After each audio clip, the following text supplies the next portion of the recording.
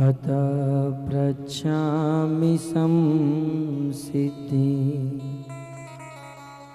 योगिनां परमं गुरुं पुरुषस्येह तत्कार्यं म्रियमाणस्य सर्वथा।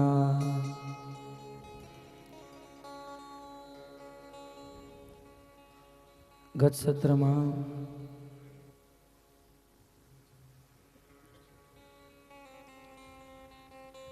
परम विरक्त चूड़ामणि सुखदेव गोस्वामी महाराज परीक्षितनी सभा में प्रकट थया।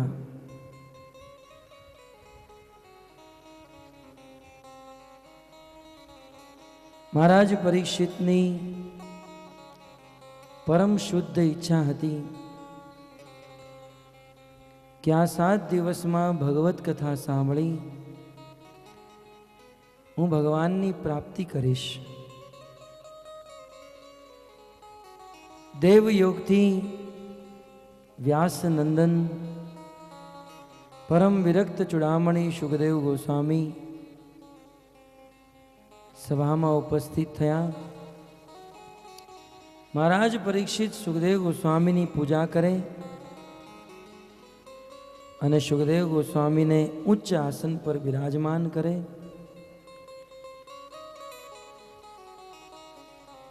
अने सुखदेव गोस्वामी प्रति जिज्ञासा करे छे। अत पृच्छामि संसिद्धि योगिनां परमं गुरुं। हे सुखदेव गोस्वामी, तमे योगीओना परम गुरु छो, तमे परम ज्ञानी छो। अतः तमे मने ई कहो कि मारी जेवो म्रियमाण व्यक्ति एवं कયું कार्य करे जेनाथी भगवाननी प्राप्ति थाय।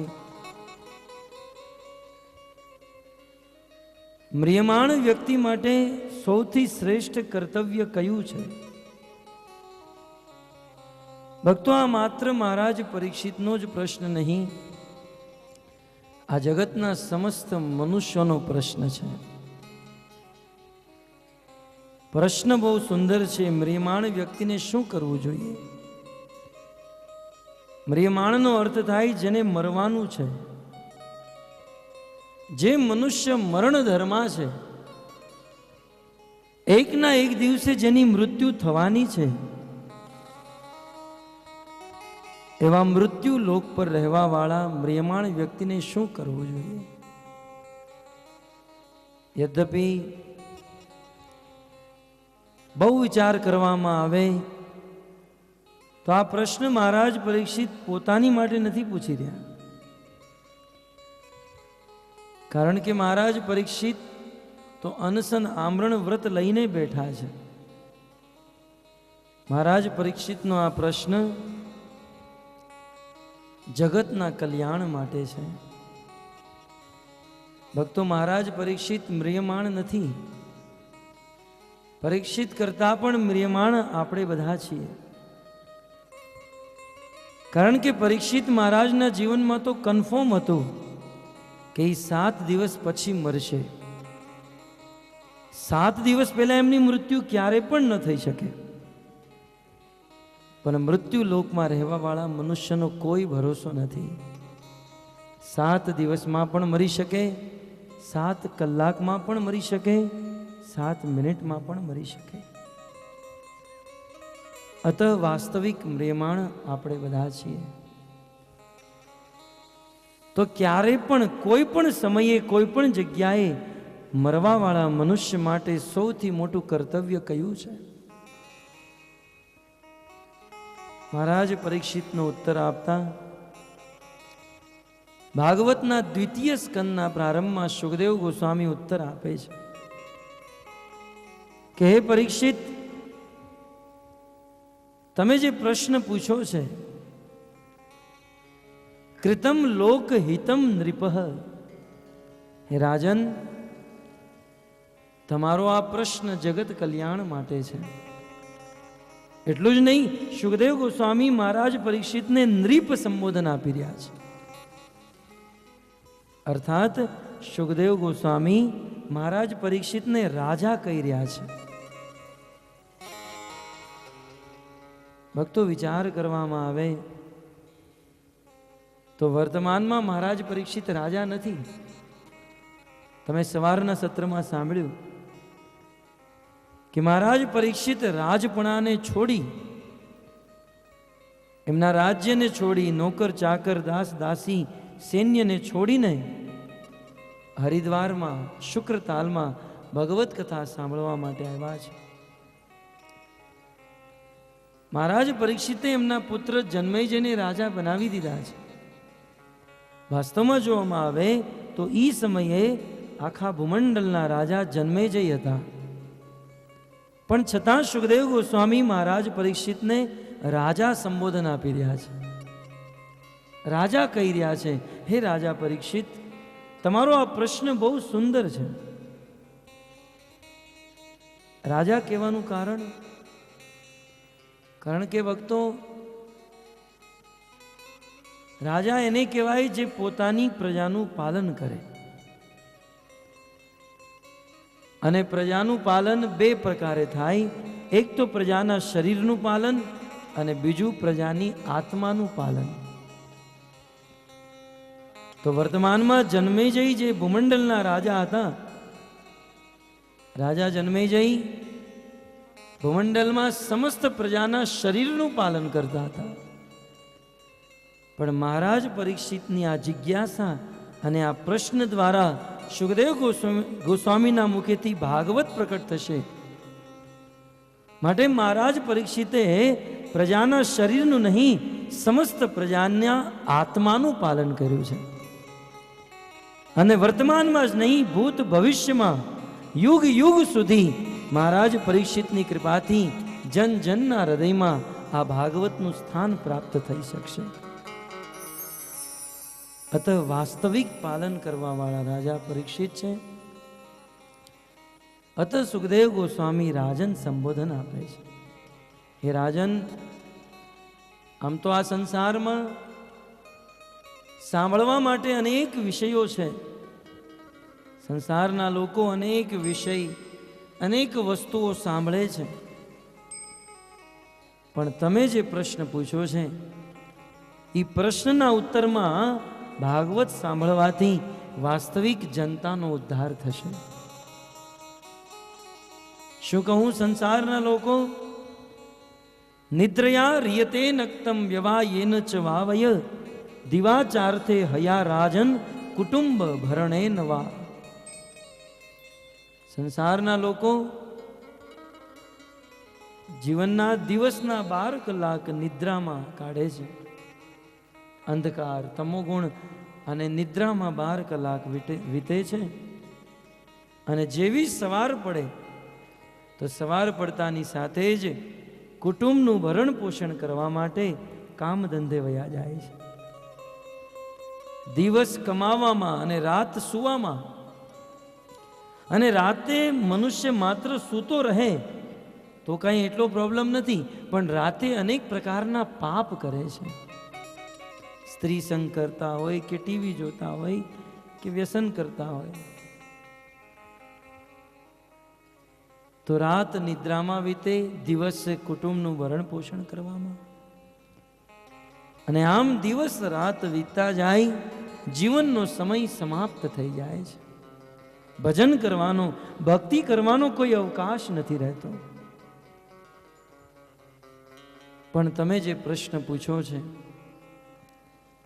કે આવી પરિસ્થિતિમાં રહેવા વાળા મનુષ્યને શું કરવું જોઈએ, સુખદેવ ગોસ્વામી બહુ સુંદર ઉત્તર આપે છે કે મ્રિયમાણ વ્યક્તિને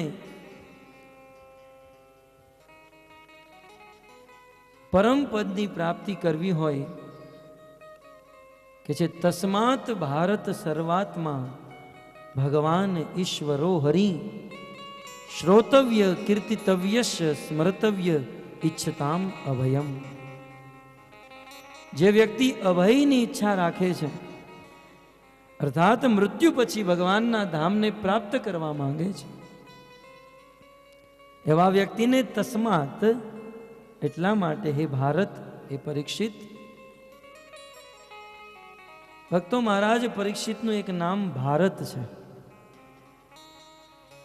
આપણા દેશનું નામ પણ ભારત છે, પણ વાસ્તવમાં ભારતનો અર્થ શું થાય? આપણે બધા આપણી જાતને ભારતીય કહીએ છીએ. ભારત અને ભારતીયનો અર્થ શું? ભાનો અર્થ થાય ભગવાન ભાસ્કર. ભા અને ભાસ્કર સૂર્ય દેવતા, અને સૂર્યદેવમાંથી નિત્ય નિરંતર પ્રકાશ ઉત્પન્ન થાય છે. ભક્તો આપણા વેદોમાં જ્ઞાનની ઉપમા પ્રકાશ સાથે કરવામાં આવી છે. ઓમ અજ્ઞાનતિમિરાંધસ્ય જ્ઞાન અંજન શલાકયા. જ્ઞાનની ઉપમા પ્રકાશ સાથે અને અજ્ઞાનની ઉપમા અંધકાર સાથે કરવામાં આવે છે. તો સૂર્યદેવમાંથી નિત્ય નિરંતર પ્રકાશ નીકળે છે. અત ભારતમાં ભા શબ્દ જે છે, ભાનો અર્થ થાય જ્ઞાન. ભાનો અર્થ થાય જ્ઞાન, અને રતનો અર્થ થાય એંગેજ, રત રહેવું, બિઝી રહેવું. જે વ્યક્તિ નિત્ય નિરંતર 24 કલાક ભામાં રત રહે, જ્ઞાનમાં રત રહે, એ વ્યક્તિને ભારત કહેવામાં આવે. અને જ્ઞાનમાં રત રહેવા વાળા ભારતમાં જે રહેતું હોય એને ભારતીય કહેવામાં આવે છે. શું આપણે 24 કલાક જ્ઞાનમાં રત રહીએ છીએ? તો આપણે આપણી જાતને ભારતીય કહી શકીએ. પણ મહારાજ પરીક્ષિત તો વાસ્તવમાં ભારત છે, પૂર્ણ રૂપે જ્ઞાનમાં રત છે. અત સુખદેવ ગોસ્વામી કહે છે, હે ભારત, તસ્માત આ મનુષ્ય જીવન, આ 84 લાખના ચક્કરમાંથી જો છુટકારો પ્રાપ્ત કરવો હોય, પુનરપી જન્મમ પુનરપી મરણમ, શ્રીપાદ શંકરાચાર્યએ જે સૂત્ર દીધું, પુનરપી જનની જઠરે શયનમ, વારંવાર માતાના ગર્ભમાં જન્મ લેવો, જન્મ મૃત્યુ જરા વ્યાધિનું દુઃખ સહન કરવું, અને 84ના ચક્કરમાં ફસાઈ જવું. આવા 84ના ચક્કરમાંથી જો મુક્ત થવું હોય તો એકમાત્ર ઉપાય તસ્માત ભારત સર્વાત્મા. જે સર્વાત્મા છે, સર્વાત્માનો અર્થ થાય જે સર્વ જીવના હૃદયમાં ઉપસ્થિત છે એવા પરમાત્મા. સર્વાત્માનો અર્થ થાય પરમાત્મા. જન જન સર્વના હૃદયમાં જે આત્મા રૂપે રહે છે એવા પરમ પુરુષ પરમાત્મા. તમારો પ્રશ્ન થાય, પરમાત્મા કોણ? સુખદેવ ગોસ્વામી કહે છે, તસ્માત ભારત સર્વાત્મા ભગવાન ઈશ્વરો હરિ. એ જે જન જનના હૃદયમાં રહે છે પરમાત્મા, એ જ ભગવાન છે, એ જ ઈશ્વર છે, અને એનું નામ છે હરિ. ભગવાન વિષ્ણુ. મનુષ્ય જીવનનો ઉદ્ધાર કરવો હોય તો આવા ભગવાન શ્રી વિષ્ણુ, ભગવાન શ્રી કૃષ્ણનું શ્રોતવ્ય સ્મરતવ્યશ્ચ, સ્મરતવ્ય ઈચ્છતામ અભયમ. આવા ભગવાન શ્રી કૃષ્ણની જો કોઈ કથા સાંભળે, કૃષ્ણ કથાનું સ્મરણ કરે, કૃષ્ણ કથાનું મનન કરે, તો કે છે ભગવત કથાનું મનન કરવાથી, ભગવાનનું નામ લેવાથી વ્યક્તિ કાળના મુખમાં જવાથી બચી જાય છે. જે વ્યક્તિ આખું જીવન ભગવત કથા શ્રવણ કરે, ભગવાનનું નામ લે, એના જીવનમાં પણ મૃત્યુ તો આવે જ છે, અને જે લોકો ભક્તિ નથી કરતા એના જીવનમાં પણ મૃત્યુ આવે છે. પણ બંનેના જીવનની મૃત્યુમાં જમીન આસમાનનો અંતર છે. જેને ક્યારેય ભક્તિ નથી કરી, માત્ર જીવનમાં પાપ જ કર્યા છે, મૃત્યુ સમયે એને લેવા માટે યમરાજના દૂત આવે છે. કાળ પ્રકટ થાય છે અને જે ભક્તિ કરે છે, ભગવત કથા સાંભળે, એને સાક્ષાત ભગવાન શ્રી કૃષ્ણ લેવા માટે આવે છે. આજે સવારે તમે સાંભળ્યું, પિતામહ ભીષ્મને લેવા માટે, પિતામહ ભીષ્મના અંતિમ સમયે એમને દર્શન આપવા ભગવાન શ્રી કૃષ્ણ પ્રકટ થયા. મહારાજ પરીક્ષિત, તમારે કોઈ પણ વાતની ચિંતા કરવાની જરૂર નથી. તમારા જીવનમાં જેટલા પણ દિવસ વધ્યા છે, તમે ભગવત કથાનું શ્રવણ કરો, આ ભગવત કથાનું મનન કરો. હું તમને કથા સંભળાવીશ અને હું તમને ગેરંટી આપું છું, તમે આ કથા સાંભળતા રહો. 7મા દિવસે તક્ષક આવે એની પેલા ભગવાનનું વિમાન આવશે અને તમને વૈકુંઠમાં લઈને ચાલી જશે. ભક્તો, આ સુખદેવ ગોસ્વામીની ગેરંટી માત્ર મહારાજ પરીક્ષિત માટે જ નથી, સંસારના સમસ્ત જીવો માટે છે. આજે આપણે પણ આપણા જીવનમાં જેટલો પણ સમય વધ્યો છે, એટલા સમયમાં ભગવત નામ, ભગવત કથા સાંભળીએ તો નિશ્ચિત આપણો પણ ઉદ્ધાર થાય. તો કદાચ આજના બુદ્ધિમાન મનુષ્યો પ્રશ્ન કરી શકે કે મહારાજ પરીક્ષિતે તો જીવનના અંતિમ 7 દિવસે કથા સાંભળી ને, હજી તો અમારા જીવનમાં ઘણા દિવસો બાકી છે. જ્યારે અમારા જીવનના છેલ્લા 7 દિવસ હશે ત્યારે અમે સાંભળી લઈશું. પણ ભક્તો, આપણા જીવનના છેલ્લા 7 દિવસે શું આપણને સંભળાશે? કુલશેખર આલવાર મુકુંદ માલા સ્ત્રોતમાલા કહે છે, કૃષ્ણ ત્વદીય પદ પંકજ પંજરાંતે અદ્યૈવ મે વિશતુ માનસ રાજ હંસ પ્રાણ પ્રયાણ સમયે કપવાત પિત્તે કંઠા વરો ધનવિધો સ્મરણ કુતસ્તે. કદાચ સંસારનો મનુષ્ય એમ વિચાર કરતો હોય કે મૃત્યુ સમયે ભગવત કથા સાંભળીશ, તો કહે છે મૃત્યુ સમયે તો કફ વાત અને પિત્તથી આપણું આ કંઠ ભરાઈ જશે અને મૃત્યુના બહુ દિવસ પહેલા આંખો જોવાનું બંધ કરી દેશે, કાન સાંભળવાનું બંધ કરી દેશે, બુદ્ધિ પણ બંધ થઈ જશે. કુતઃ, ભગવાનનું સ્મરણ, ભગવાનનું શ્રવણ અને ભગવાનનું મનન કેવી રીતે કરી શકશો? અતઃ રાહ ન જોવી જોઈએ કે જીવનના અંતિમ 7 દિવસે હું કથા સાંભળીશ. અને આમ પણ આપણને ખબર નથી જીવનના અંતિમ 7 દિવસ ક્યારે આવશે. આજે તો કોઈને પણ કેન્સર થઈ જાય છે, કાંઈ ખબર નથી રહેતી. ડેન્ગ્યુ થઈ જાય, કેન્સર થઈ જાય, વ્યક્તિની ક્યારે મૃત્યુ આવી જાય કોઈ ભરોસો નથી. અતઃ આ શુભ કાર્ય આપણા જીવનમાં જ્યારથી આપણને જ્ઞાન પ્રાપ્ત થાય ત્યારથી શરૂ કરી દેવું જોઈએ. રાવણનું એક બહુ સુંદર સૂત્ર છે. રાવણે મરતી સમયે લક્ષ્મણજીને ઉપદેશ દીધો, કલ કરે સો આજ કર, આજ કરે સો અબ, पल में प्रलय हो जाएगा फिर करेगा कब. રાવણનું જ્યારે મૃત્યુ થયું, ભગવાન રામચંદ્ર લખનને મોકલે કે લખન જાઓ રાવણ પાસે ઉપદેશ લઈ આવો. ભલે ભાઈ, મારા ભાભીનો અપહરણ કરવા વાળા આ દુષ્ટ રાક્ષસ પાસેથી ઉપદેશ લેવા જાઓ?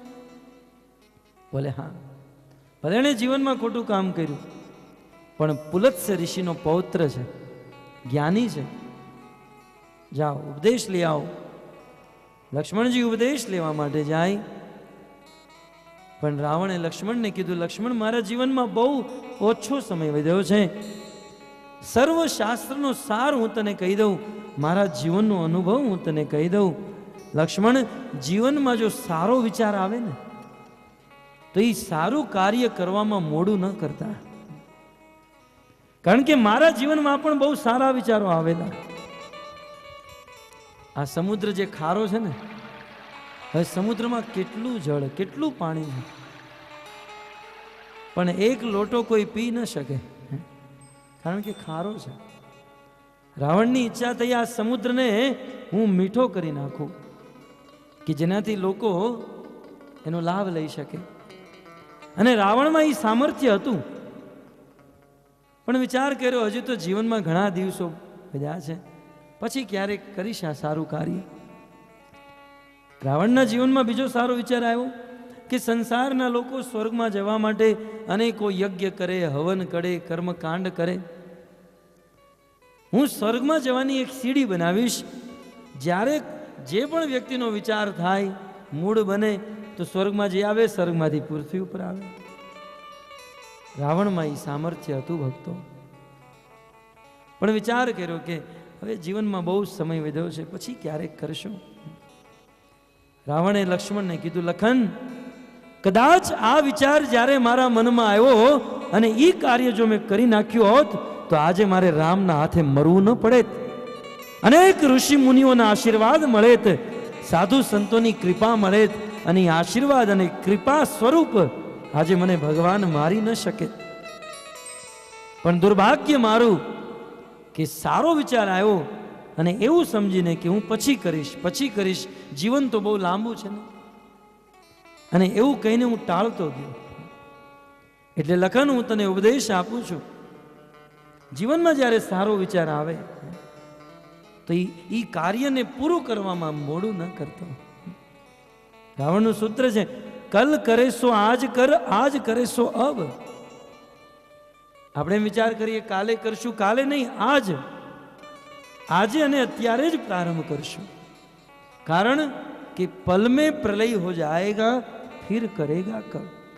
આ પ્રલય, આ મૃત્યુ ક્યારે પણ થઈ શકે, પલમાં પ્રલય થઈ શકે છે ભક્તો. સંતોએ બહુ સુંદર કીધું છે, क्षणभंगुर जीवन की कलिका कल प्रात में जाने खिली न खिली. આપણું આ જીવન કેવું છે? ક્ષણભંગુર. ગોવિંદદાસજી ભજનમાં કહે છે, કમલ દલ જલ જીવન ટલમલ. જેમ કીચડ કાદવમાં કમળ ઊભું હોય અને કમળના પાંદડા ઉપર પાણીની બૂંદ હોય, ક્યારે હવા આવશે ને આ બૂંદ પડી જશે, એમ ક્યારેય કાળની થપાટ લાગશે અને હૃદયમાંથી પ્રાણ નીકળી જશે, એનો કોઈ ભરોસો નથી. કમળ પત્ર ઉપર જેમ પાણીની બૂંદ છે, ક્યારે એ પડ્યું, ક્યારે આ પાણી પડશે, એવી જ રીતે ભક્તો ક્યારે આ પ્રાણ નીકળી જશે એનો કોઈ ભરોસો નથી. એટલે ભગવત ભજન કરવામાં, ભગવાનનું નામ લેવામાં મોડું ન કરવું જોઈએ. કે છે क्षणभंगुर जीवन की कलिका कल प्रात में जाने खिली न खिली. मलियाचल की मंद लहर सुगंध समीर चली न चली. कलिकाल कुठार लिए फिरता तन कोमल चोट जिली न जली. रटले अरि जीवहा कृष्ण को नाम तू अंत समय पे हिली न हिली. अरे जीवहा, અત્યારે તું ભગવાનનું નામ રટી લે, કારણ કે અંત સમયે તું હલીશ કે નહીં હલ એનો કોઈ ભરોસો નથી. હરે કૃષ્ણ કૃષ્ણ કૃષ્ણ હરે હરે, હરે રામ રામ રામ હરે હરે.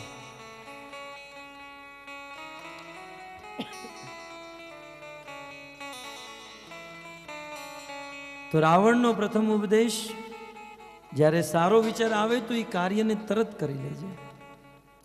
અને રાવણનો બીજો ઉપદેશ, લક્ષ્મણ, જ્યારે ખરાબ વિચાર આવે ને તો એ ખરાબ વિચારને તરત નહીં કરતો, ધીરે ધીરે કરીને એને ટાળી નાખજે. મારા જીવનમાં જ્યારે મને ખોટા વિચાર આવ્યા છે, મેં એ કાર્યોને તરત કરી નાખ્યા. સુરપણખાએ જ્યારે મને આવીને કીધું, ત્યાં તપસ્વીઓના વેશમાં બે બાળક છે અને એની સાથે એક સુંદર નારી છે, સુંદર સ્ત્રી છે, અને સ્ત્રી સીતાનું અપહરણ કરવા માટે, કહેવાય છે રાવણને સાંજે 9 વાગે આ વાતની ખબર પડી, 11 વાગે તો મામા મારીચના ઘરે હતો, અને સવારમાં બ્રહ્મ મુહૂર્તમાં તો પંચવટી દેવી સીતાના આશ્રમે પહોંચી ગયો. ખોટું કામ કરવામાં મેં ક્યારેય મોડું ન કર્યું. એટલે જ્યારે ખોટો વિચાર આવે તો એને તું ટાળતો રહેજે. આ સંસારમાં ખોટા વિચારને ટાળતું રહેવું જોઈએ. તો આ છે રાવણનો ઉપદેશ. પણ ભક્તો, આજે આપણે આપણા જીવનનો સિદ્ધાંત શું બનાવ્યો છે ખબર છે? કલ કરે સો આજ કર નહીં, આજ કરે સો કલ કરે. સાધુ સંતો દ્વારા આપણે કંઈક સાંભળીએ કે માળા કરવી જોઈએ, વ્યસન છોડવા જોઈએ, તો આપણે એમ વિચાર કરીએ આજ નહીં કાલે છોડશું, કાલે વિચાર કરીએ પરમ દિવસે છોડશું. આપણે આપણા જીવનનો સિદ્ધાંત બિલકુલ વિરુદ્ધ બનાવી નાખ્યો છે. આજ કરે સો કલ કરે, કલ કરે સો પરસો. आज करे सो कल करे, कल करे सो परसो, जल्दी जल्दी क्या करना है, जीना है बहुत बरसो. પણ ભક્તો કેટલા વર્ષ જીવવાનું છે એ આપણને ખબર નથી. આપણે જે પૃથ્વી લોક ઉપર રહી રહ્યા છીએ, આ પૃથ્વી લોકનું એક નામ છે મૃત્યુ લોક. ભક્તો આમ તો આ બ્રહ્મ ભુવનાલોકાન પુનરાવર્તિનો અર્જુન. બ્રહ્મલોક સુધી વ્યક્તિ ક્યાંય પણ વયો જાય એ વ્યક્તિને અવશ્ય મરવું પડે છે. કે પછી સ્વર્ગ હોય, જનલોક હોય, તપલોક હોય, બ્રહ્મલોક હોય. આ 14 ભુવનમાં વ્યક્તિ 14 ભુવનમાં મૃત્યુ છે, છતાંય આ પૃથ્વીને જ મૃત્યુલોક શા માટે કીધી? મૃત્યુ તો બધા લોકોમાં છે, દેવતાઓને પણ મરવું પડે છે, પણ આ પૃથ્વીને જ મૃત્યુ એટલા માટે કીધી કારણ કે આ પૃથ્વી ઉપર મૃત્યુ કોઈ પણ સ્થાને અને કોઈ પણ સમયે આવી શકે છે. કોઈ પણ જગ્યાએ વ્યક્તિ અને કોઈ પણ સમયે મરી શકે. આપણે કદાચ આ પંડાલની બહાર જઈ શકીએ કે નહીં એ આપણા હાથમાં નથી. અન્ય લોકમાં તો નિશ્ચિત છે, પણ મૃત્યુ લોકમાં વ્યક્તિ ક્યારે પણ મરી શકે છે. અત સુખદેવ ગોસ્વામી કહે છે, રાજન, આવા મ્રિયમાણ વ્યક્તિને જો પરમ પદની પ્રાપ્તિ કરવી હોય તો સૌથી શ્રેષ્ઠ કર્તવ્ય કે છે ભગવાન શ્રી કૃષ્ણની કથાનું શ્રવણ કરવું, સ્મરણ કરવું અને મનન કરવું.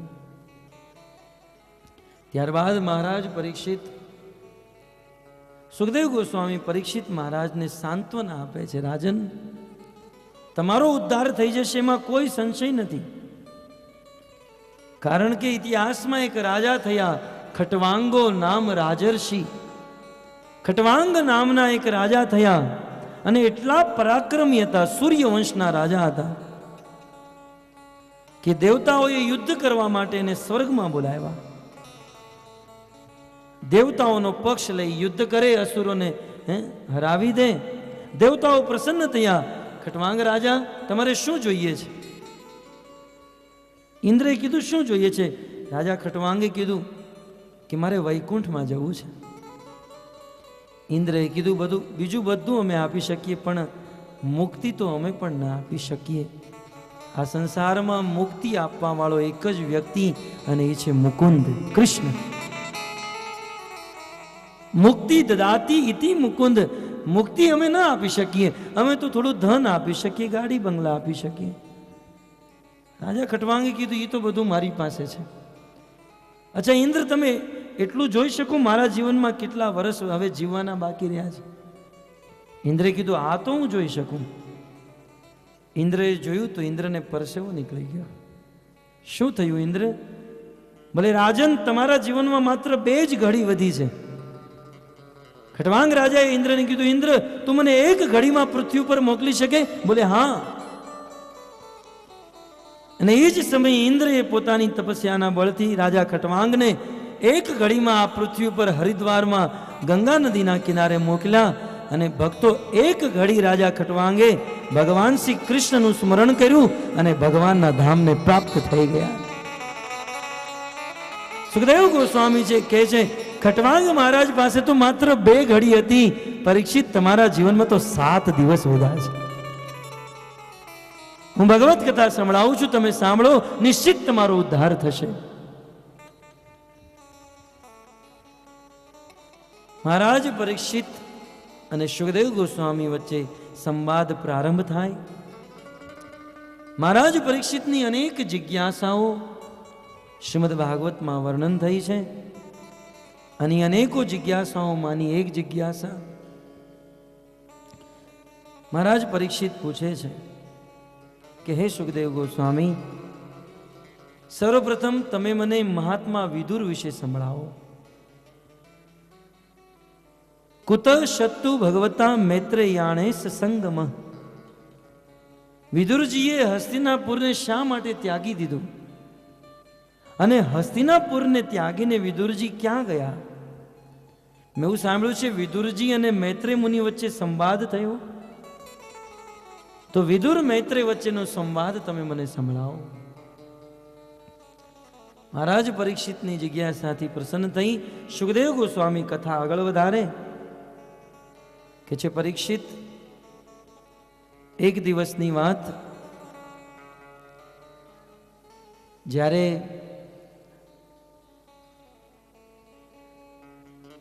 ધૃતરાષ્ટ્રના પુત્ર દુર્યોધન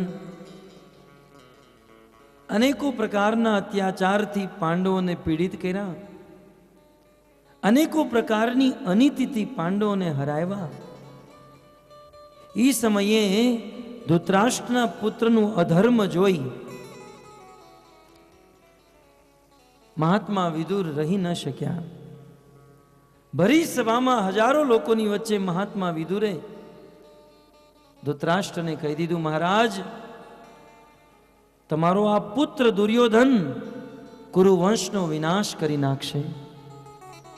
મહારાજ, હજુ પણ તમારી પાસે સમય છે, તમારા આ પુત્રને રોકો. યદાતુ રાજા સ્વસુતાન અસાધુન, આ તમારો પુત્ર અસાધુ છે, નિર્દયી છે, હત્યારો છે. હજુ પણ તમે તમારા પુત્રને રોકો. પણ પુત્રના મોહમાં અંધ ધૃતરાષ્ટ્ર કાંઈ ન બોલી શક્યા. અને વિદુરજીએ જ્યારે દુર્યોધન વિશે ધૃતરાષ્ટ્રજીને કીધું ત્યારે દુર્યોધનને ક્રોધ આવી ગયો. વિદુરજી પર ક્રોધિત થઈ ગયા. ક એવ માત્રોપ જુહાવ જિસ્મમ દાસ્યા સુતમ યત બલિનેવ પુષ્ટ. બસ વિદુરજી, હવે એક શબ્દ પણ આગળ નહીં બોલતા. તમે દાસીના પુત્ર થઈ ભરી સભામાં મારી વિશે આવું બોલો છો? તસ્મીન પ્રતિપ પરકૃત્ય આસ્તે. અરે, તમે જે થાળીમાં ખાઓ છો એ જ થાળીમાં થૂકો છો. જ્યારે ભરી સભામાં દુર્યોધને વિદુરજીનું અપમાન કર્યું, ભક્તો, વિદુરજી તો સર્વ નીતિ મર્મજ્ઞ હતા. વિદુરજીની એક નીતિ છે, વિદુર નીતિ. એમાં એમણે લખ્યું છે, જ્યારે ભરી સભામાં અપમાન થઈ રહ્યું હોય, જ્યારે કોઈ વૈષ્ણવનું, કોઈ ભક્તનું અપમાન થઈ રહ્યું હોય, તો જો આપણી પાસે સામર્થ્ય હોય તો એ વૈષ્ણવનો અપરાધ કરવા વાળાને ચૂપ કરી દેવો જોઈએ, બંધ કરી દેવો જોઈએ. અને જો એ વૈષ્ણવ અપરાધ થતા આપણે અટકાવી ન શકતા હોય તો એ સભાને છોડીને વયું જવું જોઈએ. આ વિદુર નીતિ છે. વિદુરજીએ જોયું પાંડવોનું અપમાન થઈ રહ્યું છે, અનર્થ થઈ રહ્યો છે. અને એ જ સમયે દુર્યોધનના કટુ વચન સાંભળી કહેવાય છે વિદુરજીએ હસ્તિનાપુરને ત્યાગી દીધું. મંત્રીના પદ ઉપર હતા. આ ભૂમંડળના રાજા ધૃતરાષ્ટ્ર અને એમના મંત્રી હતા વિદુરજી. પણ કહેવાય છે પોતાનું ધનુષ બાણ હસ્તિનાપુરના દ્વાર ઉપર રાખીને વિદુરજી ચાલ્યા ગયા. પણ સુખદેવ ગોસ્વામી કહે છે કે વિદુરજી હસ્તિનાપુરને છોડીને શું ગયા? કહેવાય છે હસ્તિનાપુરમાં રહેવા વાળા સમસ્ત લોકોની આયુનું હરણ કરીને વયા ગયા. જે દિવસથી વિદુરજી હસ્તિનાપુરને છોડીને ગયા છે એ દિવસથી કૌરવોના જીવનની મૃત્યુની તારીખ નક્કી થઈ ગઈ. વિદુરજી ગયા. મનમાં પ્રશ્ન થાય, આજના મંત્રીઓ 5 વર્ષ પછી કદાચ મંત્રી પદ છોડે તો મંત્રીના હૃદયમાં બહુ દુઃખ થાય. સમાજને મોઢું દેખાડવા લાયક ન રહે. ઘણા દિવસ સુધી તો ઘરની બહાર ન નીકળે. તો જ્યારે વિદુરજીએ મંત્રી પદ ત્યાગી દીધું, શું એમને પણ દુઃખ થયું હશે? બોલે જરા પણ નહીં. વિદુરજીના હૃદયમાં તો પ્રસન્નતા હતી, આનંદ હતો. કારણ કે વિદુરજીની ઈચ્છા હતી કે હું આ રાજ કારોબાર છોડી હવે ભગવત ભજન કરું, ભગવાનની ભક્તિ કરું. કારણ કે જોવામાં આવે તો વિદુરજી પૂર્વ જન્મમાં યમરાજ હતા.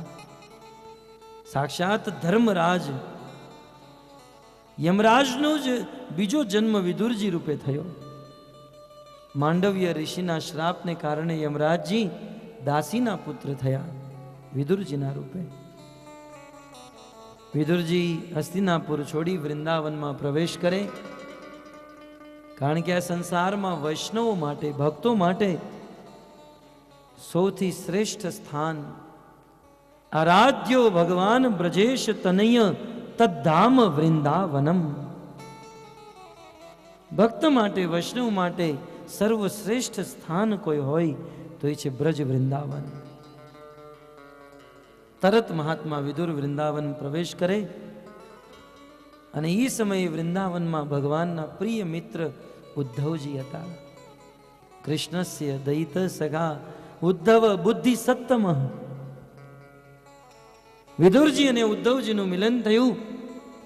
વિદુરજી ઉદ્ધવજીને પૂછે છે, બતાવો કૃષ્ણના શું ખબર છે? ઉદ્ધવજી કૃષ્ણ વિશે જન્મથી લઈને કહેવાય છે આ ધરાધામને છોડીને ગયા ત્યાં સુધીની વાતો સંક્ષિપ્તમાં બતાવે. અને ઉદ્ધવજી દ્વારા જ્યારે વિદુરજીએ સાંભળ્યું કે ભગવાન શ્રી કૃષ્ણ આ ધરાધામ છોડીને વયા ગયા છે, વિદુરજીના હૃદયમાં કષ્ટ થયું, દુઃખ થયું. પણ ઉદ્ધવજીએ કીધું કે જ્યારે ભગવાન શ્રી કૃષ્ણ ધરાધામને છોડીને જતા હતા એ સમયે મને ભાગવત નું જ્ઞાન આપીને ગયા. અને શું કહું વિદુરજી, એ સમયે મૈત્રેય ઋષિ પણ ત્યાં ઉપસ્થિત હતા. અને કૃષ્ણએ જતા જતા વિદુરજી તમને યાદ કર્યા હતા. આ સંસારને છોડીને જ્યારે ભગવાન જઈ રહ્યા હતા ત્યારે કૃષ્ણએ મૈત્રેય ઋષિને કીધું કે જ્યારે મારા ભક્ત વિદુરજી અહીંયા આવે તો આ ભાગવતનું જ્ઞાન જે મેં તમને દીધું છે એ તમે વિદુરજીને આપજો. વિદુરજીની આંખોમાં આંસુ આવી ગયા. ભગવાન જ્યારે આ સંસાર છોડીને જતા હતા ત્યારે મને યાદ કર્યું, મારી જેવા તુચ્છ ભક્તને યાદ કર્યો. આંખોમાં અશ્રુ આવી ગયા અને તરત પૂછી લીધું, મૈત્રેય ઋષિ ક્યાં હશે? ઉદ્ધવજી જવાબ આપે, મૈત્રેય ઋષિ હરિદ્વારમાં ઋષિકેશ નામક સ્થાનમાં ઉપસ્થિત છે, તમે જાઓ, તમારી રાહ જોઈ રહ્યા છે. વિદુરજી તરત વૃંદાવન છોડી હરિદ્વારમાં ઋષિકેશ નામક સ્થાનમાં પ્રવેશ કરે. મૈત્રેય મુનિ તપસ્યા કરી રહ્યા છે. મૈત્રેય મુનિ વેદ વ્યાસજીના શિષ્ય કહેવાય છે, પરમ તેજસ્વી ઋષિ છે, જેને સાક્ષાત ભગવાન પાસેથી ભાગવત ગ્રહણ થયું છે. વિદુરજી મૈત્રેય ઋષિ પાસે આવે, પ્રણામ કરે અને જિજ્ઞાસા કરે કે હે પ્રભુ, ભગવાન શ્રી કૃષ્ણએ ભાગવતનું જ્ઞાન તમને જે દીધું તમે મને સંભળાવો. અને સર્વપ્રથમ તમે મને એ કહો કે આ સંસારના મનુષ્યો સુખી થવાના અનેકો પ્રયાસ કરે છે, છતાં પણ સંસારના લોકો સુખી શા માટે નથી થતા? એટલું જ નહીં, આ સંસારનું પ્રાકટ્ય, આ સંસાર પ્રારંભ કેવી રીતે થયો? આ સંસારની સૃષ્ટિ કેવી રીતે થઈ? તમે મને વિસ્તારથી સંભળાવો. શ્રી મૈત્રેય ઋષિ વિદુરજીને ઉત્તર આપતા ભાગવત સંભળાવે અને કહે છે, આ સંસારની ઉત્પત્તિ કેવી રીતે થઈ? આ સંસાર જ્યારે ભગવાને એમના શરીરમાંથી શ્વાસ છોડી, ભગવાનના શરીરમાંથી શ્વાસ નીકળ્યો તો એમના શ્વાસમાંથી, એમના રોમકૂપમાંથી કરોડો કરોડો બ્રહ્માંડ પ્રકટ થયા. ભક્તો, ભગવાનનો એક શ્વાસ જો આપણે એના કાળના હિસાબ કરવા જઈએ તો ભગવાનનું સ્વરૂપ, ભગવાનનું ઐશ્વર્ય કેટલું દિવ્ય છે એ મૈત્રેય મુનિ ગણાવે છે કે ભગવાનના એક શ્વાસની અવધિ કેટલી? આપણો એક શ્વાસની અવધિ કેટલી? 1 સેકન્ડ ન લાગે. ભગવાન આટલું કરે તો આ પૃથ્વી ઉપર કેટલા વર્ષ કેટલા યુગ વીતે એની ગણતરી મૈત્રેય મુનિ વિદુરજીને આપે છે. આપણે પણ જરા થોડી ગણતરી કરી લઈએ, કારણ કે ઘણી વખત આપણને એવો અભિમાન હોય કે હજુ તો ઘણું જીવવાનું છે. આપણે કાળની ગણતરી પેલા તો પલ, લવ, ઘટિકા, ત્રુટિકા, શાસ્ત્રીય ભાષામાં કાળની ગણતરી થતી, પણ હવે આજના મોડર્ન યુગમાં કાળની ગણતરી સેકન્ડથી કરવામાં આવે છે. 60 સેકન્ડ જ્યારે વીતે ત્યારે 1 મિનિટ બને, એવી 60 મિનિટ થાય ત્યારે 1 કલાક પૂરો થાય. એવા 24 કલાક જ્યારે વીતે ત્યારે 1 દિવસ સમાપ્ત થાય. ધ્યાનથી સાંભળજો. એવા 30 દિવસ વીતે ત્યારે 1 મહિનો સમાપ્ત થાય. કહેવાય છે એવા 12 મહિના જ્યારે વીતે ત્યારે 1 વર્ષ પૂરું થાય. અને એવા 4,32,000 વર્ષ વીતે ત્યારે 1 કળિયુગની અવધિ સમાપ્ત થાય. આ કળિયુગની ઉંમર કેટલા વર્ષની? 4,32,000 વર્ષ. અને અત્યારે કળિયુગના લગભગ 5,500 વર્ષ વીત્યા છે. હજી આ કળિયુગનો પ્રારંભ છે. તો 4,32,000 વર્ષનો એક કળિયુગ કહેવાય છે. કળિયુગથી ડબલ દ્વાપર યુગ, જેમાં 8,64,000 વર્ષ. કળિયુગથી 3 ગણો ત્રેતા યુગ, ત્રેતા માને 3 ગણો, 12,96,000 વર્ષ ત્રેતા યુગમાં. અને કહેવાય છે સતયુગમાં 17,28,000 વર્ષ. એમ કળિયુગ, દ્વાપર, ત્રેતાયુગ અને સતયુગ, આ ચારેય યુગનો જ્યારે સરવાળો કરીએ ત્યારે 1 ચતુર્યુગ બને. 4 યુગ જ્યારે ભળે ત્યારે 1 ચતુર્યુગ સમાપ્ત થાય. અને ચારેય યુગનો સરવાળો કેટલો? 43,20,000 વર્ષ. તો 1 ચતુર્યુગની ઉંમર 43,20,000 વર્ષ. કહેવાય છે 43,20,000 વર્ષ. આવા 10,000 ચતુર્યુગ વીતે ત્યારે બ્રહ્માજીનો 1 દિવસ સમાપ્ત થાય. એટલે બ્રહ્માજીનો 1 દિવસ કેટલો મોટો? પૃથ્વીના હિસાબમાં 8,64,00,00,000 વર્ષ. આમે 1 દિવસ મારી પાસે સમય હતો, સરવાળો કર્યો હતો. બ્રહ્માજીના 24 કલાક, બ્રહ્માજીનો 1 દિવસ કેટલો? આ પૃથ્વી પર 8,64,00,00,000 વર્ષ વીતે ત્યારે બ્રહ્માજીનો 1 દિવસ સમાપ્ત થાય. અને એટલી જ મોટી બ્રહ્માજીની રાત. અને એ તો બ્રહ્માજીનો 1 દિવસ, એ બ્રહ્માજીના પાછા 30 દિવસનો મહિનો અને 12 મહિનાનો 1 વર્ષ. અને એ બ્રહ્માજીની ઉંમર કેટલી? 100 વર્ષની. તો બ્રહ્માજીનું આયુ કેટલું હશે? હવે વિચાર કરો ભક્તો, ક્યાં બ્રહ્માની આયુ, ક્યાં દેવતાઓની, ક્યાં આપણે કીડા મકોડા જેવા. એકવાર ઇન્દ્રને બહુ અભિમાન થયું, કારણ કે ઇન્દ્ર પ્લાન સિવાય આપણી જેમ બીજું કંઈ કરતો જ નથી. અહીંયા પ્લોટ રાખીશ, અહીંયા પ્લોટ રાખીશ, અહીંયા ફ્લેટ બનાવીશ, અહીંયા ડ્રોઈંગ રૂમ બનાવીશ, અહીંયા બેડરૂમ. તો એક ઋષિ મુનિને દયા આવી, જોયું કે ઇન્દ્ર આખો દિવસ પ્લાન કરે છે, એનો કંઈક ઉદ્ધાર થાય, એનું કલ્યાણ થાય. કીધું ઇન્દ્ર તમે એક કામ કરો, તમે લોમસ ઋષિને ક્યારે મળ્યા? બોલે ક્યારે નહીં. તમે એકવાર લોમસ ઋષિને મળી આવો. આપણા ભારત વર્ષમાં એક ઋષિ મુનિ થયા જેનું નામ હતું લોમસ ઋષિ. આ ઋષિનું નામ લોમસ એટલા માટે થયું કારણ કે એના શરીર ઉપર બહુ રૂંવાટી હતી.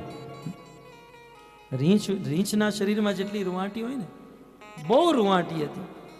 તો વાસ્તવમાં એનું નામ હતું રોમસ. રૂંવાટી હોવાને કારણે રોમસ નામ હતું, પણ પછી અપભ્રંશ ભાષામાં લોમસ થઈ ગયું. તો આવા લોમસ ઋષિ પાસે ઇન્દ્રને મોકલ્યા. ઇન્દ્રે જોયું કે એક ગામડામાં લોમસ ઋષિ રહે છે અને ઘાસનો એક મોટો પૂળો હોય, એના છાયામાં લોમસ ઋષિ બેઠા છે અને ભગવાનના નામનું કીર્તન કરી રહ્યા છે, જાપ કરી રહ્યા છે. જ્યારે સૂર્ય આ દિશામાંથી બીજી દિશા આવે તો લોમસ ઋષિ ઊભા થઈ આ બીજા પડછાયામાં આવીને ભગવાનનું ભજન કરે. ઇન્દ્રએ જઈ લોમસ ઋષિને કીધું, મહારાજ કમસે કમ રહેવા માટે એક ઝૂંપડી તો બનાવો. મોટા બંગલા અને ફ્લેટ ન બનાવો તો કોઈ વાંધો નહીં, પણ એક કુટિયા તો બનાવો, એક ઝૂંપડી તો બનાવો. હવે લોમસ ઋષિએ કીધું, જીવવું છે ઓછા દિવસ, જીવન મળ્યું છે ટૂંક સમય માટે, અને એમાં ક્યાં ઝૂંપડી બનાવીને ક્યાં બધા પ્લાન કરવા. ઇન્દ્રને સ્વાભાવિક જિજ્ઞાસા થઈ કે આને અઠવાડિયામાં મરવાનું હશે કે 15-20 દિવસમાં મરવાનું હશે. ઇન્દ્રએ પૂછ્યું, તમારી મૃત્યુ ક્યારે છે જરા મને કહો. લોમસ ઋષિએ કીધું, ઇન્દ્ર તું અમારા શરીર ઉપર વાળ જોવે છો? બોલે હા. બ્રહ્માજીનું જ્યારે મૃત્યુ થાય ત્યારે મારા શરીરનો એક વાળ ખરે. હવે બ્રહ્માજીનું જીવન તો તમે સાંભળ્યું ને, 8,64,00,00,000 વર્ષના 12 કલાક બ્રહ્માજીના. બ્રહ્માજીની જ્યારે મૃત્યુ થાય ત્યારે મારો એક વાળ ખરે. એમ જેટલી વાર બ્રહ્મા મરે એટલી વાર ખરતા જાય, અને જ્યારે મારા શરીરના બધા વાળ ખરી જશે ત્યારે મારું મૃત્યુ થશે. આટલું દીર્ઘ આયુ હોવા છતાં પણ લોમસ ઋષિ શું કહે છે, હવે જીવવું છે બહુ ઓછા દિવસ માટે, ક્યાં આ સંસારની ફજીયતમાં ફસવું. ભક્તો, ઈ લોમસ ઋષિ સામે આપણી કોઈ ઉંમર કરી? કાંઈ ગણતરી ખરી આપણી? છતાંય આપણે કેટલા પ્લાન કરતા હોઈએ, કેટલા પ્લાન. લાખપતિ વિચાર કરે હું કરોડપતિ થઈ જઈશ, કરોડપતિ વિચાર કરે અરબપતિ થઈ જઈશ. ભગવાનની કૃપાથી બધું મળ્યું છે, જીવન નિર્વાહ થઈ જાય એટલી ભગવાનની કૃપા છે. છતાંય વ્યક્તિના મનમાં લોભ, ઇન્દ્રિય વશમાં ન હોવાને કારણે રાત દિવસ પ્લાન. ભાગવતમાં આવા લોકોની ઉપમા ઉંદર સાથે આપી છે. મૂષક મહાશય જ્યારે પોતાનું ઘર બનાવે, ખેતરના એક ખૂણાએથી પોતાનું દર બનાવવાનું ચાલુ કરે, એ બીજા ખૂણાએથી નીકળે, અને એના એક દરવાજા ન હોય, ઘણા રસ્તા હોય. એ ઉંદર પ્લાન જ મારતો હોય. ઉંદરને ક્યારે તમે ચાલતા જોયો? અમુક લોકોને ક્યારે તમે ચાલતા નહીં જોયા હોય, એને દોડતા જ જોયા હશે. ઉંદર ક્યારે ચાલતો નહીં, દોડતો જ, ભાગતો જ હોય. કૂતરો ક્યારે ચાલતો ન હોય, એ ભાગતો જ હોય. શું આપણું જીવન આ લોકો જેવું નથી? અરે હું બહુ બિઝી છું, મને અત્યારે ટાઈમ નથી, ઓફિસે જવાનું છે ને અહીંયા જવાનું. ઉદ્દેશ્ય શું હોય? અહીંયા ફ્લેટ બનાવીશ, અહીંયા પ્લોટ રાખીશ, અહીંયા ઓફિસ, અહીંયા પ્લાન, અહીંયા ડ્રોઈંગ રૂમ, અહીંયા બેડરૂમ. એ મૂષક મહાશયની જેમ પ્લાન મારતો હોય, અહીંયા પ્લાન, અહીંયા પ્લાન, પ્લાન. પણ ભક્તો, એ સમયે સાપ જે હોય એ દરની બહાર બેઠો હોય, અને જેવો ઉંદર એનું ઘર બનાવીને બહાર નીકળે, સાપ ગપ કરીને એને ખાઈ જાય. એમ આપણે પણ આપણા જીવનમાં પ્લાન મારીએ કે અહીંયા ઘર, અહીંયા બેડરૂમ, અહીંયા કરીએ, અને એટલી જ વાળમાં કાળની થપાટ લાગે અને મનુષ્ય મૃત્યુને પ્રાપ્ત થઈ જાય. એ જેટલું પણ ભેગું કર્યું હોય, ધન સંપત્તિ બધું અહીંયા રહી જાય, અને પોતે આ સંસારને છોડીને વયો જાય. પુત્ર સંતાન સારા હોય તો સારું કાર્ય કરે, પિતાનો ઉદ્ધાર કરાવે, ભાગવત કથા રખાવે. બાકી જો સંસ્કાર ન હોય અને ગલત સંગતિ થઈ ગઈ હોય તો પિતા જે સંપત્તિને મૂકીને ગયા છે, એ સંપત્તિને ખોટી જગ્યાએ લગાડવાથી એ પિતા કદાચ સ્વર્ગમાં પણ ગયા હોય તો એના પુત્રને કારણે, એની સંપત્તિને કારણે એ પિતા પણ નરકને પ્રાપ્ત થાય. તો ભક્તો, આપણા સંસાર, આ જગતમાં કાળ ચક્ર જે છે એ નિરંતર ભ્રમણ થઈ રહ્યું છે. કાળ ચક્ર સ્વયં ભ્રમિમ. આ કાળ એક એવું ચક્ર છે, આખી દુનિયા મળીને પણ એને રોકી ન શકે. અને આટલો કિંમતી સમય જઈ રહ્યો છે, છતાંય અમુક લોકો કહેતા હોય અમે ટાઈમ પાસ કરીએ છીએ. અમુક લોકો મોબાઈલમાં વિડીયો ગેમ રમતા હોય કે પત્તે રમતા હોય, ફિલ્મ જોતા હોય, આપણે કહીએ શું કરો? Time pass.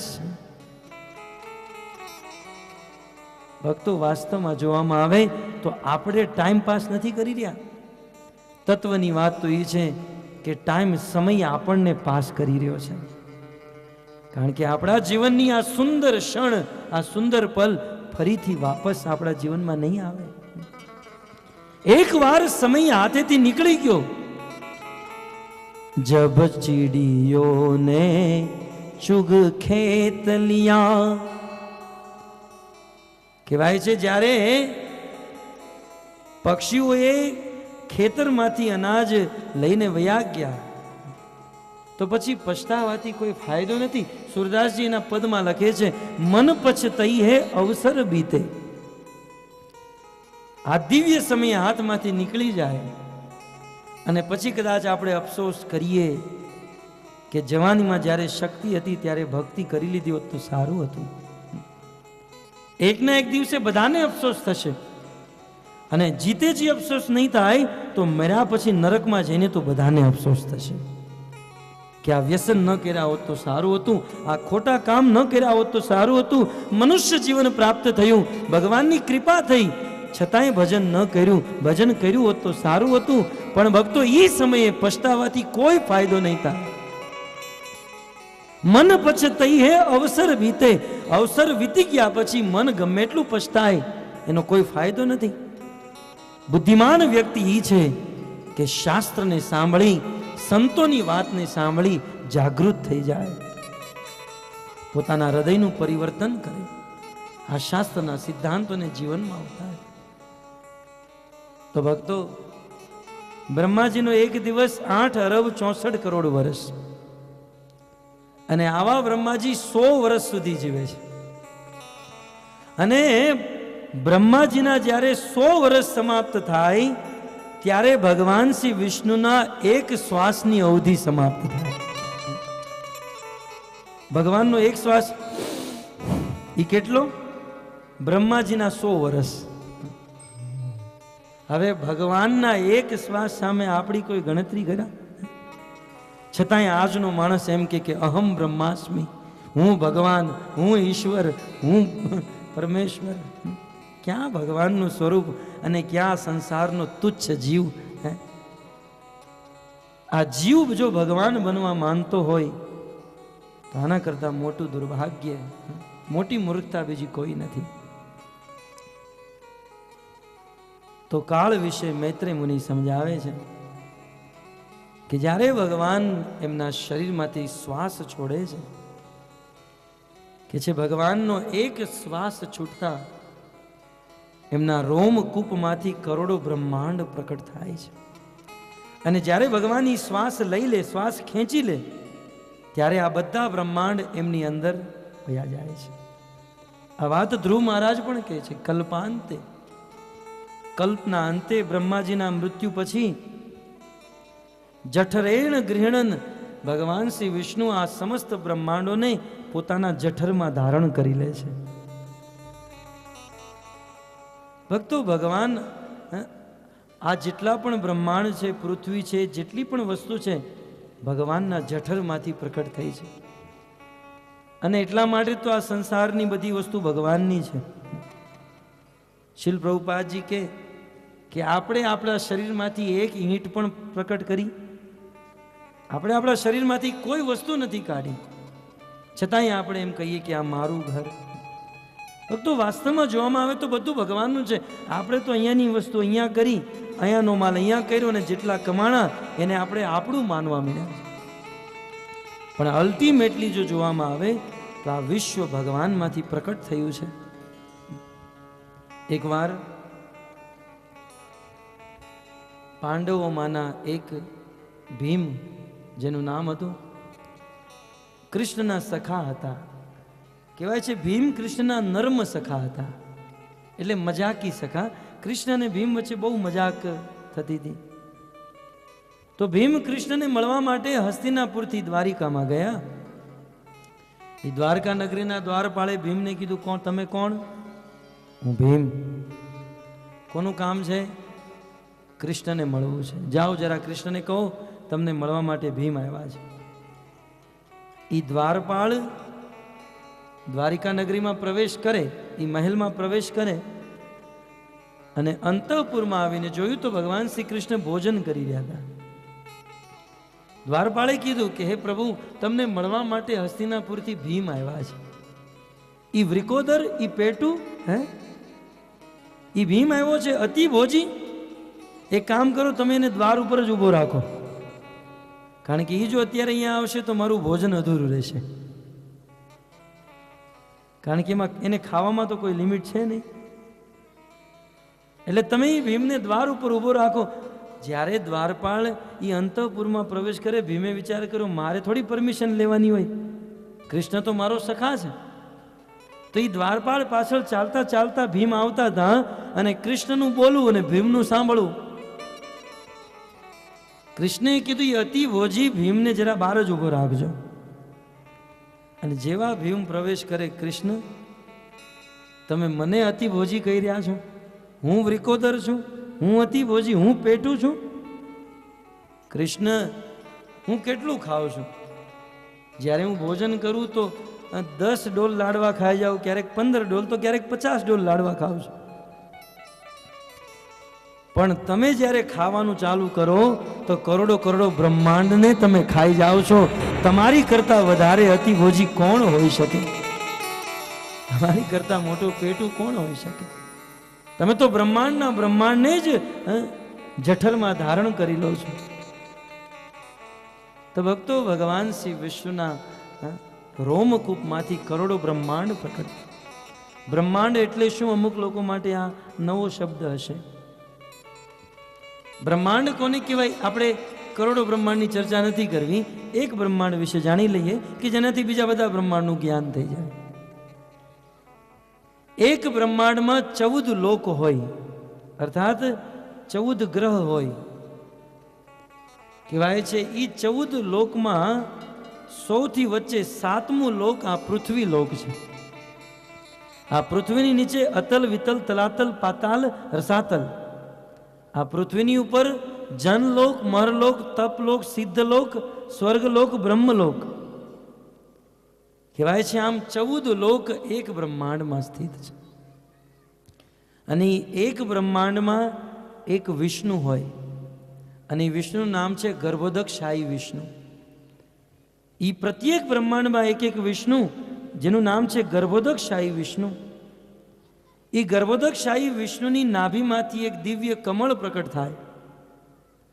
અને કહેવાય છે એ કમળની દાંડીમાં 14 લોક છે. આપણે બધા અત્યારે ભગવાન વિષ્ણુની નાભીમાંથી જે કમળ પ્રકટ થયું એ કમળની દાંડીમાં છીએ. આવું ભાગવતમાં લખ્યું છે. એટલા માટે તો ભાગવતને અચિંત્ય કીધું છે.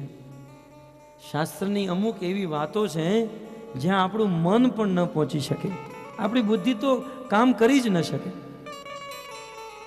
પણ શ્રદ્ધાથી શાસ્ત્ર ઉપર વિશ્વાસ રાખવો જોઈએ. તો એક બ્રહ્માંડમાં એક વિષ્ણુ, ગર્ભોદકશાહી વિષ્ણુ, જેના નાભીમાંથી કમળ પ્રકટ થયું.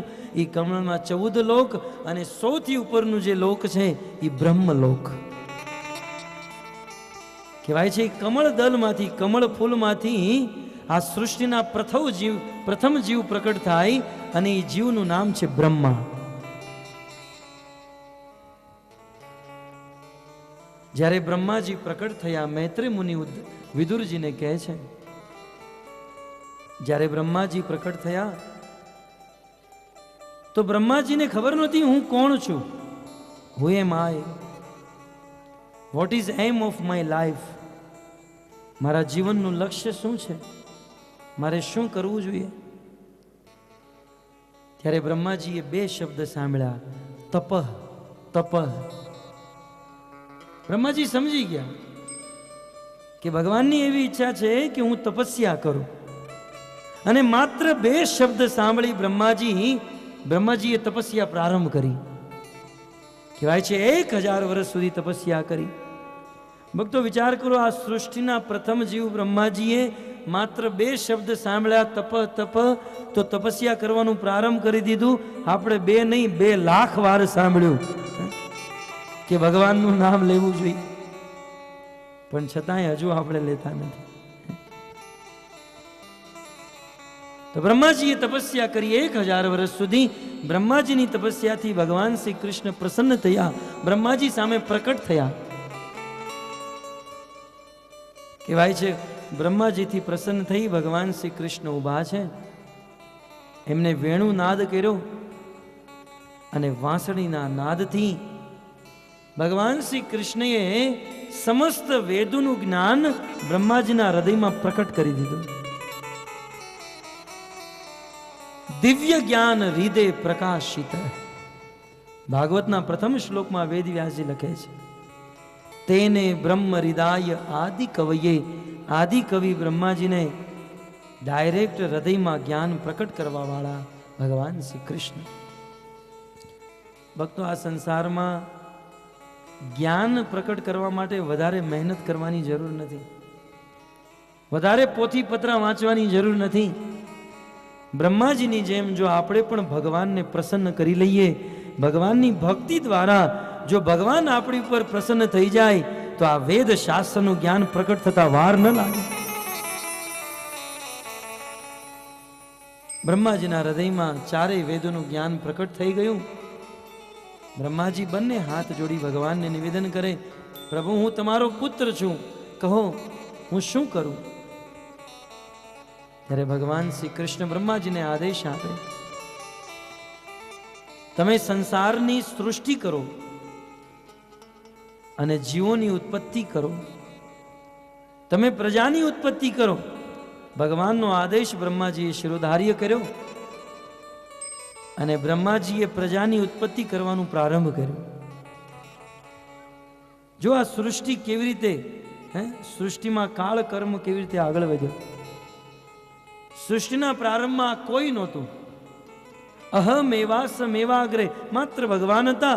ભગવાને આ સૃષ્ટિનું નિર્માણ કર્યું અને સૃષ્ટિમાં સર્વપ્રથમ બ્રહ્માજીને પ્રકટ કર્યા. બ્રહ્માજીને જ્ઞાન આપી આદેશ આપ્યો, પ્રજાની ઉત્પત્તિ કરો.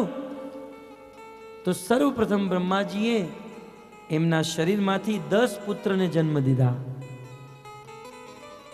અને 10 પુત્ર બ્રહ્માજીએ કોઈ પણ સ્ત્રીનો સહારો લીધા વગર સ્વયંભૂ પોતાના શરીરમાંથી 10 પુત્રને ઉત્પન્ન કર્યા અને 10 પુત્રને કીધું તમે લગ્ન કરો અને લગ્ન કરીને પ્રજાની ઉત્પત્તિ કરો. પણ કહેવાય છે બ્રહ્માજીના પ્રથમ 10 પુત્રએ બ્રહ્માજીને કહી દીધું કે પિતાજી, તમે જે કહો તે કરશું, પણ અમે લગ્ન તો નહીં જ કરીએ. સૃષ્ટિના પ્રથમ 10 જીવ નૈષ્ઠિક બ્રહ્મચારી રહ્યા. કીધું અમારે ભગવાનની ભક્તિ કરવી છે અને ભગવાનનું ભજન કરવા માટે એકાંત સૌથી શ્રેષ્ઠ માનવામાં આવે છે. અત અમૃત છાડી વિષ માંગે યહી બડો મૂર્ખ. ભગવત ભક્તિને છોડી, અમૃતને છોડીને જે વિષ પીવે એ તો સૌથી મોટો મૂર્ખ ગણવામાં આવે. અમે વિવાહ નહીં કરીએ. જ્યારે 10 પુત્રએ ના પાડી દીધી વિવાહ કરવાની, ત્યારે બ્રહ્માજીને ક્રોધ આવ્યો. બ્રહ્માજીને ક્રોધ આવવાથી બ્રહ્માજીની ભ્રિકુટીમાંથી એક બાળક ઉત્પન્ન થયો. એ બાળક રડતા રડતા પ્રકટ થયો, માટે એ બાળકનું નામ થયું રુદ્ર. શિવજીનું પ્રાકટ્ય થયું બ્રહ્માજીની ભ્રિકુટીમાંથી. અને જોતા જોતા શિવજીનું શરીર વિકરાળ થઈ ગયું. બંને હાથ જોડી બ્રહ્માજીને નિવેદન કરે, પિતાજી, મારી માટે કોઈ આજ્ઞા હોય તો કહો. કીધું, બેટા, તારા 10 ભાઈઓએ તો મારી આજ્ઞા માની નથી, પણ હવે મને આશા છે તું મારી આજ્ઞા માનીશ. તું પ્રજાની ઉત્પત્તિ કર. શિવજી કૈલાસ લોકમાં ગયા અને જેવો જેનો સ્વભાવ એવું ઉત્પાદન. શિવજી તો તમોગુણના દેવતા છે ભક્તો. આણે સૃષ્ટિ પ્રજાની ઉત્પત્તિ પ્રારંભ કરી, પણ તમોગુણી પ્રજાની ઉત્પત્તિ પ્રારંભ કરી. શિવજીએ ભૂત, પિશાચ, પ્રેત, વીછી, સર્પ આવા તમોગુણી જીવોને પ્રકટ કર્યા. અને એવા ઈ શિવજીના ગણો, રુદ્રગણ ધીરે ધીરે એટલું પાખંડ મચાવવા માંડ્યા, કહેવાય છે ધીરે ધીરે બ્રહ્મલોકમાં પહોંચી ગયા, બ્રહ્માજીનું ગળું દબાવવા માંડ્યા. બ્રહ્માજીએ તરત શિવજીને મોબાઈલ કર્યો, બેટા, મેં તને આવી પ્રજાની ઉત્પત્તિ કરવાનું નહોતું કીધું કે જે દાદાજીને જ મારી નાખે. એક કામ કર, તું આ સૃષ્ટિ ઉત્પન્ન પ્રજાની ઉત્પત્તિ બંધ કર, હું તને પ્રલયનો ડિપાર્ટમેન્ટ આપી દઉં. જ્યારે પ્રલયનો સમય આવે ત્યારે તું પ્રલય કરજે, બાકી આ તું રહેવા દે. હવે બ્રહ્માજી વિચાર કરે, ભગવાનની આજ્ઞા છે, પ્રજાની ઉત્પત્તિ કરો. તો શું કરું? મૈત્રેય મુનિ વિદુરજીને કહે છે કે એ જ સમયે બ્રહ્માજીએ એમના જમણા અંગમાંથી, બ્રહ્માજીના અડધા શરીરમાંથી એક મનુષ્યને ઉત્પન્ન કર્યા, જેનું નામ હતું મનુ, અને એક સ્ત્રીને ઉત્પન્ન કરી જેનું નામ હતું શત્રુપા. મનુ અને શત્રુપાને પ્રકટ કર્યા અને આ બંનેને આદેશ દીધો કે તમે બંને વિવાહ કરો અને વિવાહ કરી પૃથ્વી ઉપર જાઓ અને પૃથ્વી ઉપર મૈથુનની સૃષ્ટિ પ્રારંભ કરો. ભક્તો, અત્યાર સુધી સૃષ્ટિ તો થઈ, પણ મૈથુનની સૃષ્ટિ નથી થઈ. એ બ્રહ્માજીએ માત્ર પોતાના શરીરમાંથી પ્રકટ કર્યા. પુરુષ અને સ્ત્રીના સંગથી સૃષ્ટિ હજી શરૂ નથી થઈ. તો સૃષ્ટિના પ્રારંભમાં બ્રહ્માજીએ મનુ અને શત્રુપાને કીધું, તમે પૃથ્વી ઉપર જાઓ, મૈથુનની સૃષ્ટિ પ્રારંભ કરો. જ્યારે મનુ અને શત્રુપા આ બ્રહ્મલોકમાંથી પૃથ્વી લોક ઉપર આવવા માટે તૈયાર થયા અને ધીરે ધીરે ઉપરથી નીચે આવે, નીચે આવતા જોયું કે 14 લોકમાં બાકીના 13 લોક તો બરાબર હતા, પણ પૃથ્વી એના સ્થાને નહોતી. અને એ જ સમયે મનુ શત્રુપા પાછા બ્રહ્મલોકમાં ગયા.